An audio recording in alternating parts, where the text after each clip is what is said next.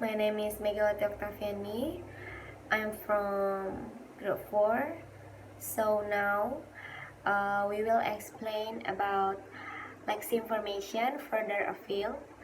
As we know, in the previous chapter we already learned about Lexeme Formation, the familiar. So in this chapter we go to far from previous chapter. So as we know, in lexemes, we learn how to analyze words into their component parts, see how those parts are organized, and how the various parts contribute to their meanings. So now, now in this chapter, we'll expand our horizon by surveying a number of morphological processes that we have not yet encountered. That are different kinds of affix, internal stem change to consonant and vowels, reduplications, and templatic morphology. Our concentration will be on the structural aspect of morphology, the kinds of rules that language can make use of to form new words, as opposite to the semantic or grammatical aspect. Our aim here is to characterize a sort of universal toolbag of rule which language may make use of in word formation. So let's take a look. We certainly already know that affix consists of prefixes and suffixes. But do you know besides that, affix also consists of infixes and circumfixes. And to find out what infixes are, I will explain about what is infixes. Infix is a word element or type of affix that can be inserted within the base word to create a new word or intensify meaning. The process to inserting an affix is called infixation. For example, in Tagalog, a Malayo-Polynesian language spoken in Philippines, it is possible to form intransitive verbs meaning become from adjectives by inserting the morpheme um after the first consonant of the adjective roots. In Tagalog, the word ganda means beauty. When we insert the morpheme it becomes gumanda, and the meaning change to become beautiful. And another example in Tagalog is hirap. It means difficulty.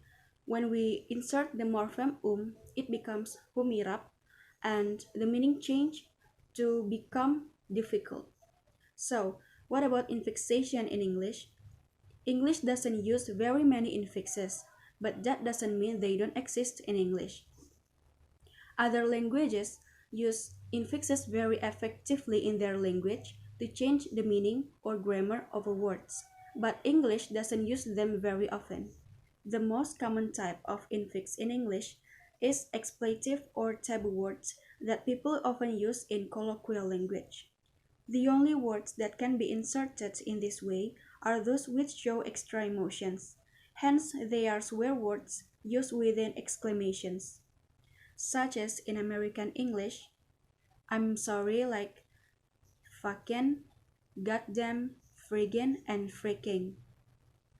And in British English is bloody. For example, if inserted in a base word, it is when bloody tastic, abso-fucking-lutely, it goddamn consistent, and a la friggin' bama. Those kind of infixation is used to emphasize a word and make it stronger. I will explain about internal stem change. Most of the form of Lexeme formation that we look at so far have involved adding something to base or combining bases.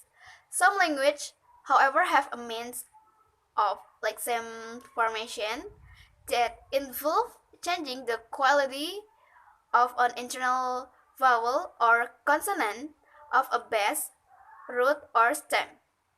Sometimes this internal change occurs alone, and sometimes is conjunction with affectation of some sort.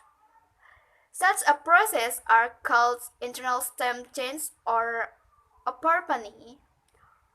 Vowel changes about, and umlaut.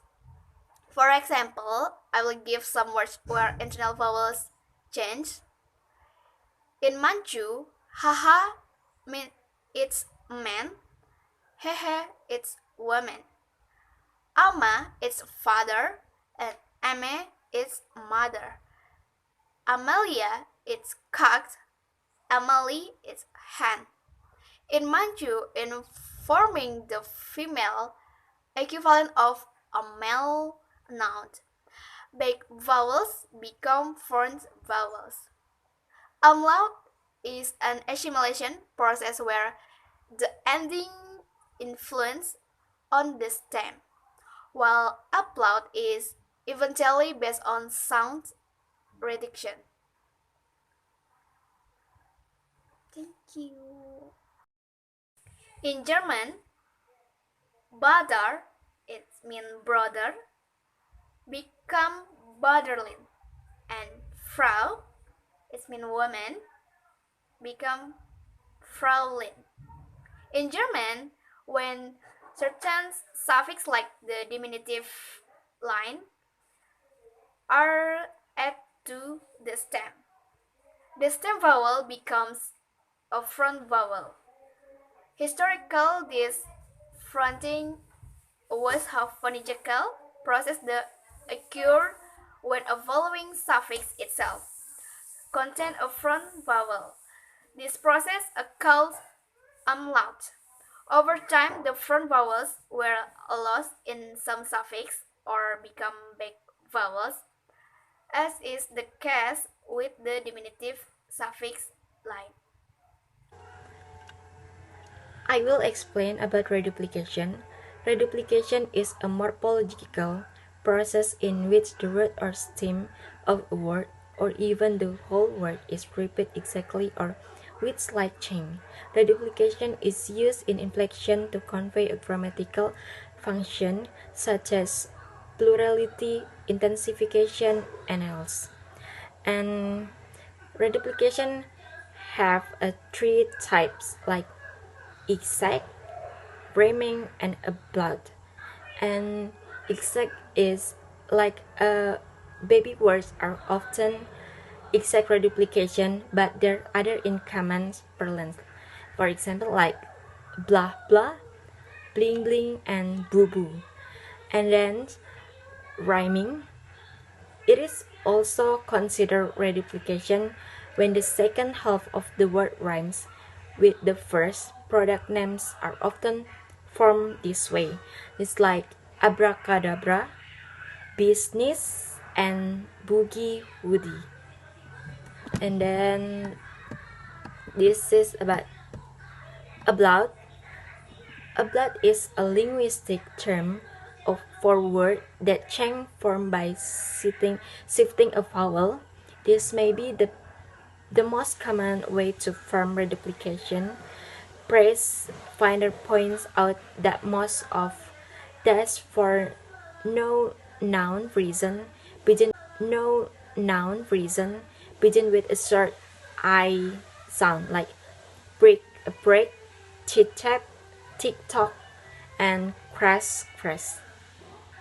When we learning, we can get understand about the word meaning and the different meaning, different about the summary. Okay, that's all for me.